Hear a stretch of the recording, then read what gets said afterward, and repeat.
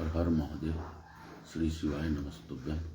हर हर महादेव, हर हर महादेव, हर हर महादेव, घर घर महादेव, हर हर महादेव, घर घर महादेव, हर हर महादेव। आज दिनांक 2 अक्टूबर 2023। आज पितृपक्ष की तृतीया और चतुर्थी है। 7:37 तक सुबह तृतीया थी, उसके बाद से चतुर्थी का श्राद्ध है। तो आज दोनों दिन का ही श्राद्ध निकलता है। और आज के दिन मेरा अस्वस्थ था, रात में बहुत जोर फीवर थी, फिर भी भगवान भोलेनाथ का नाम लेकर उसे दिखाकर, चूँकि मुझे ऐसा लगता है कि कोई नहीं चाहता है कि मेरी कथा हो सके ताकि पितरों को मुक्ति मिले। किसी का भी पितर अगर भटक रहे होंगे और मेरे माध्यम से आगे की गति प्राप्त कर रहे होंगे तो ऐसा रुकावट मुझे लगता है कि आता है। फिर भी भोलेनाथ की दया थी कि मैं अपने प्रणानुसार ये पितृपक्ष श्राद्ध का महापुराण एक ही पाठ करूं, लेकिन करूंगा। और अस्वस्थता होने पर भी, क्योंकि मेरा काम बाबा का कथा में आना है, मुझे कथा में रहना है, बाकी अच्छा बुरा तो मेरे भोलेनाथ ही जाने। मैं तो बस निमित्त मात्र हूँ, इस निमित्त मात्र को ही मैं मानता हूँ। मुझे पूर्ण विश्वास है जो पूर्ण ब्रह्म परमेश्वर, महाभूत, भूतेश्वर, कैलाशवासी, शमशानवासी, मेरे भोलेनाथ के सिवाय इस दुनिया में न तो कोई कुछ कर सकता है और न ही किसी का। मुझे रात्रि भर नींद नहीं आती, मैं बाबा का ही नाम जाप करते करते रात काटता हूँ। महादेव महादेव पुकार के ही रात काट रहा हूँ। मुझे लगता है कि बाबा क्या कराना चाहते हैं मैं नहीं जानता, लेकिन यह पितृपक्ष शुभ मास, शुभ फलदायी पाक्षिक है।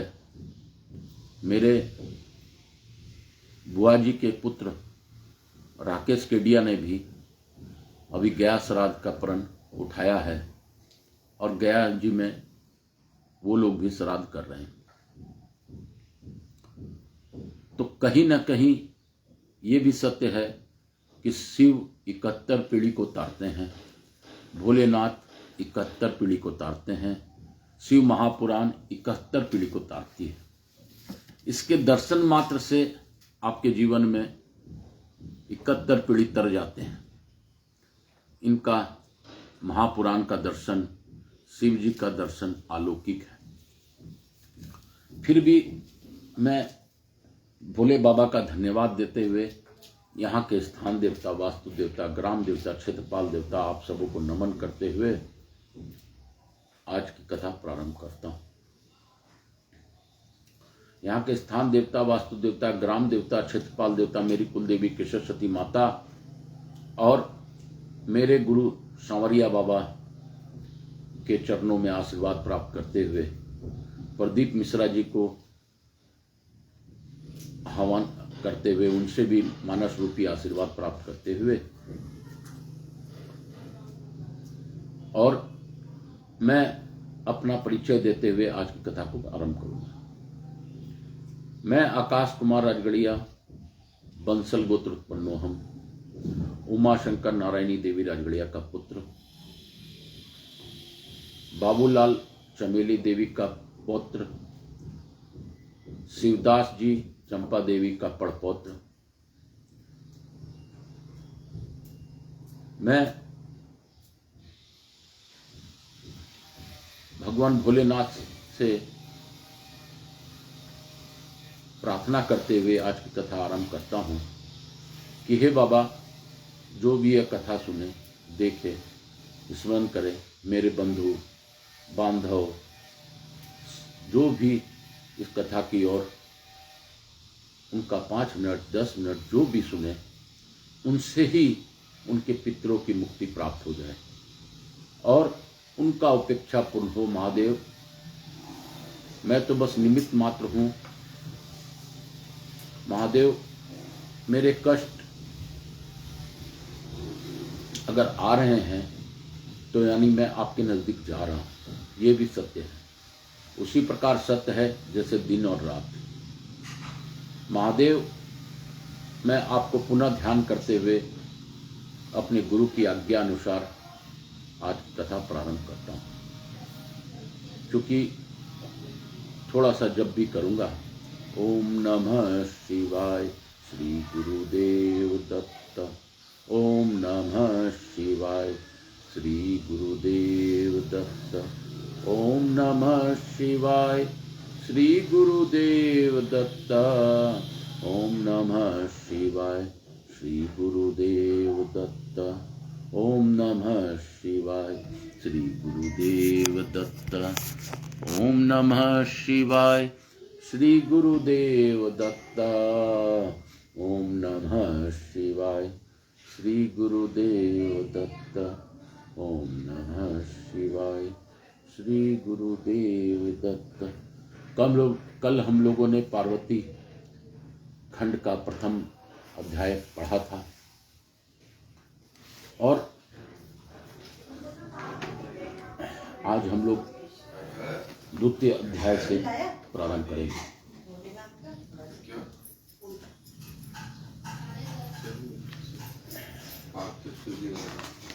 84 रुपया।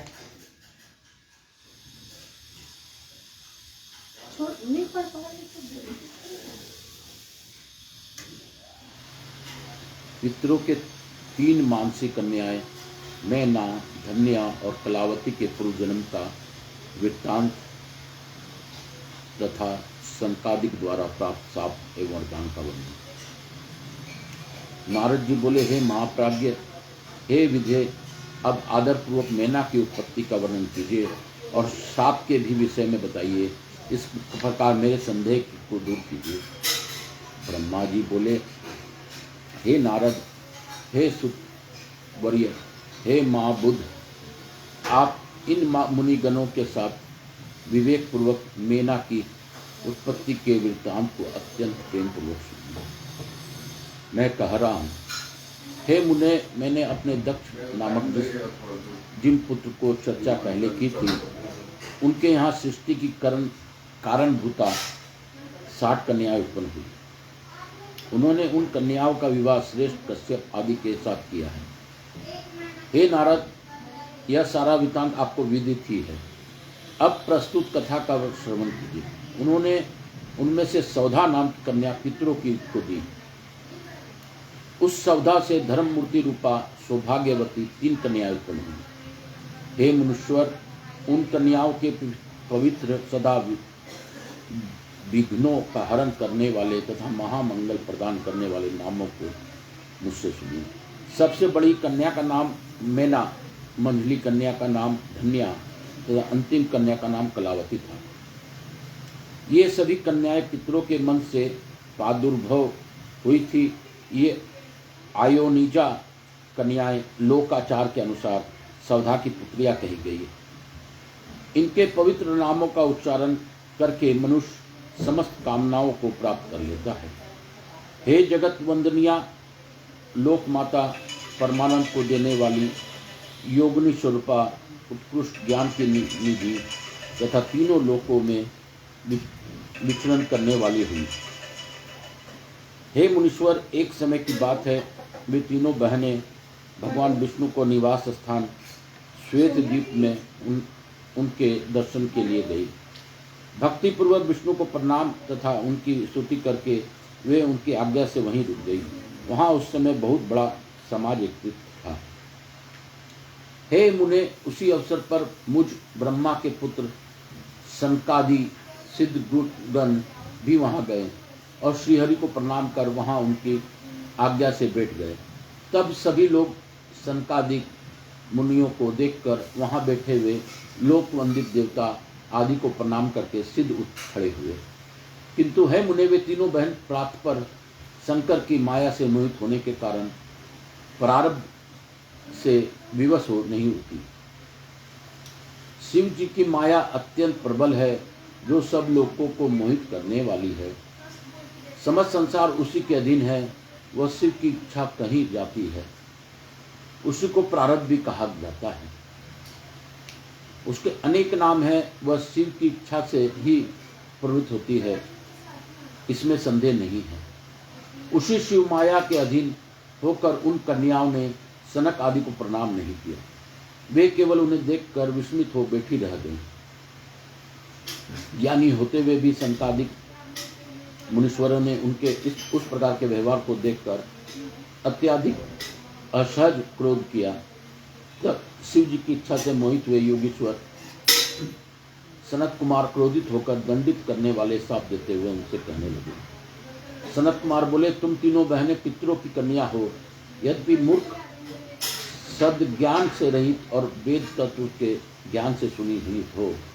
अभिमान से भरी हुई तुम लोगों ने तो हमारा अभ्युत्थान किया और न ही अभिवादन किया। तुम लोग नर भाव से मोहित हो गई हो, अतः इस स्वर्ग से दूर चली जाओ और अज्ञान से मोहित होने के कारण तुम तीनों ही मनुष्यों की स्त्रियां बनो। इस प्रकार तुम लोग अपने कर्म के प्रभाव से इस प्रकार का फल प्राप्त करो। ब्रह्मा जी बोले, यह सुनकर वे साध्वी कन्याएं आश्चर्यचकित हो गई और उनके चरणों में गिरकर विनम्रता से सिर झुकाकर कहने लगी। चित्त कन्याएं बोली, हे मुनि वर्य, हे दयासागर, अब हम लोगों का प्रसन्न हो जाइए।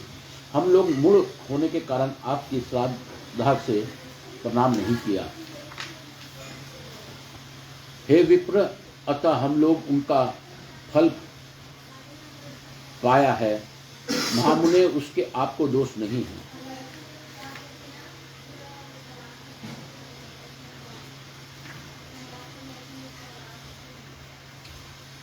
महामुने, इसमें आपका दोष नहीं है। आप हम लोगों पर दया कीजिए, जिससे हम लोगों को पुनः स्वर्गलोक की प्राप्ति हो। ब्रह्मा जी बोले, हे तात, तब उनकी यह बात सुनकर प्रशंसित हो वे मुनि शिव जी की माया से प्रेरित हो साप से उद्धार का उपाय कहने लगे। सनत कुमार बोले, हे पितरों की तीनों कन्याओं, तुम लोग प्रशंसित होकर मेरी बात सुनो। यह तुम्हारी शोक का नाश करने वाली और सदा ही तुम्हारी सुख प्रदान करने वाली। तुम में से जो ज्येष्ठ है वह विष्णु के अंशभूत हिमालय गिरी की पत्नी होगी और पार्वती उसकी पुत्री होगी। योगिनी स्वरूपा धन्या नामक दूसरी कन्या राजा जनक की पत्नी होगी। उसकी कन्या महालक्ष्मी होगी, जिनका नाम सीता होगा। सबसे छोटी कन्या कलावती वृषभान की पत्नी होगी, जिसकी पुत्री के रूप में द्वापर के अंत में राधा जी प्रकट होंगी। योगिनी मेनका पार्वती के वरदान से अपने पति के साथ उसी शरीर का परम पद कैलाश को जाएगी तथा यह धन्या जनक वंश में उत्पन्न जीवन मुक्त तथा महायोगी शोरध्वज को पति रूप में प्राप्त कर सीता को जन्म देगी तथा बैकुंठ धाम को जाएगी।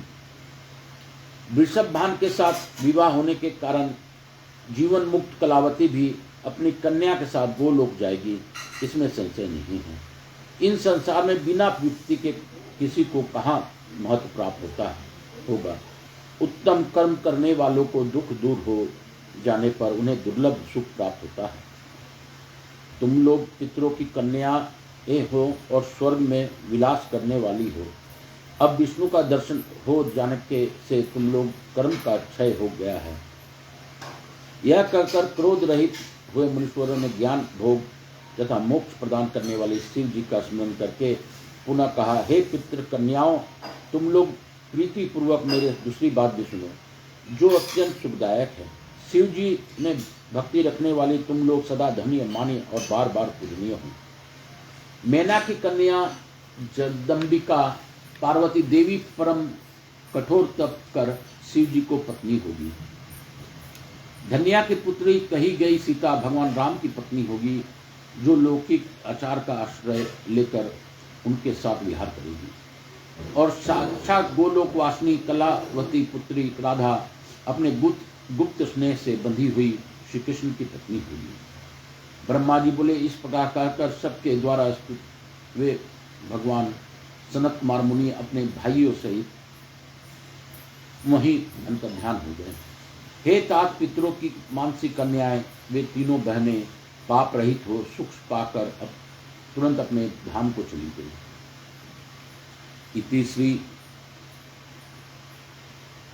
श्री शिव महापुराणे द्वितीय रुद्र संहिताया तृतीय पार्वती खंडे पार्वती गमन वर्णन नाम द्वितीय अध्याय। इस प्रकार श्री शिव महापुराण के अंतर्गत द्वितीय रुद्र संहिता तृतीय पार्वती खंड में पूर्व गति वर्णन नामक दूसरा अध्याय पूर्ण हुआ। बोलो शंकर भगवान है की जय, बोलो मेरे भोलेनाथ है की जय, बोलो मेरे विश्वनाथ है की जय।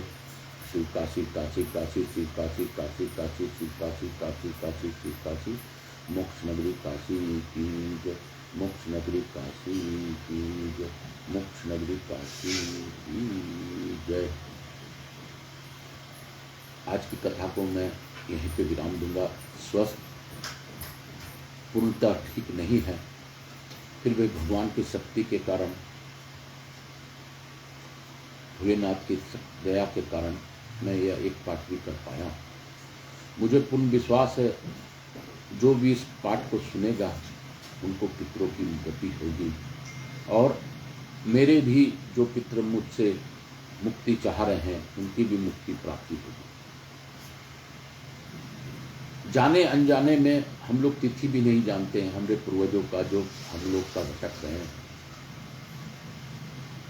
तो कल प्रदीप मिश्रा जी ने भी कथा में एक बात कही कि हमें ब्राह्मण भोजन के बाद श्राद्ध पक्ष में, पितृ पक्ष में ब्राह्मण को तिलक नहीं लगाना चाहिए। तिलक लगा देने से जिसके निमित्त आपने श्राद्ध निकाला है सिर्फ उसे ही प्राप्त होती है। लेकिन अगर आप तिलक नहीं निकालते हैं तो आपके द्वारा कर्म किया हुआ जो भी आपके उस तिथि के पितर हैं उनको वो प्राप्त हो जाती है। तो हमें प्रयास करना चाहिए कि पितृपक्ष में जो ब्राह्मण भोजन हम लोग कराएं उसमें ब्राह्मण को टीका न निकालें।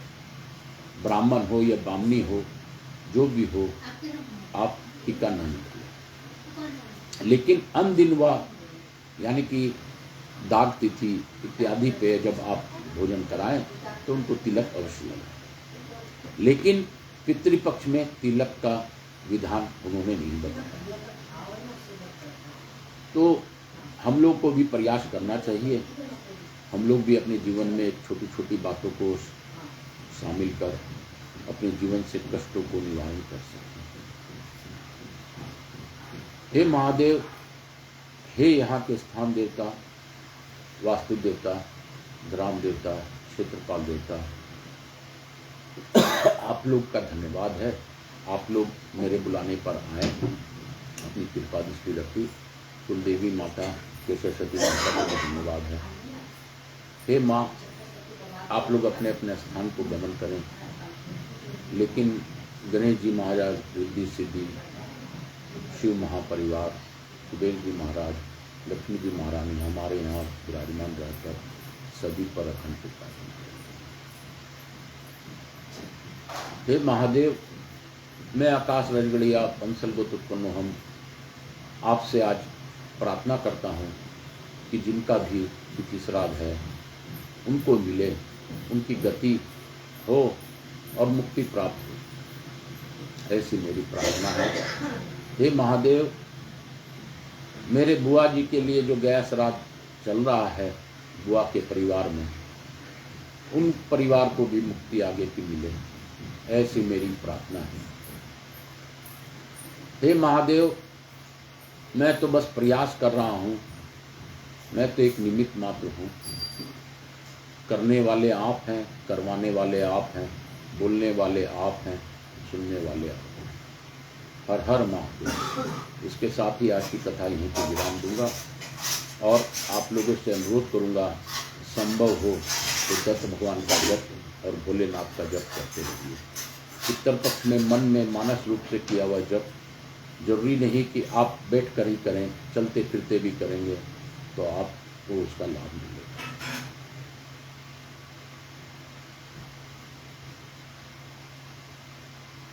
श्री शिवाय नमस्तुभ्यं हर हर महादेव। श्री शिवाय नमस्तुभ्यं हर हर महादेव। श्री शिवाय नमस्तुभ्यं हर हर महादेव। श्री शिवाय नमस्तुभ्यं हर हर महादेव। श्री शिवाय नमस्तुभ्यं हर हर महादेव। श्री शिवाय नमस्तुभ्यं श्री गुरुदेव दत्ता। श्री शिवाय नमस्तुभ्यं श्री गुरुदेव दत्ता।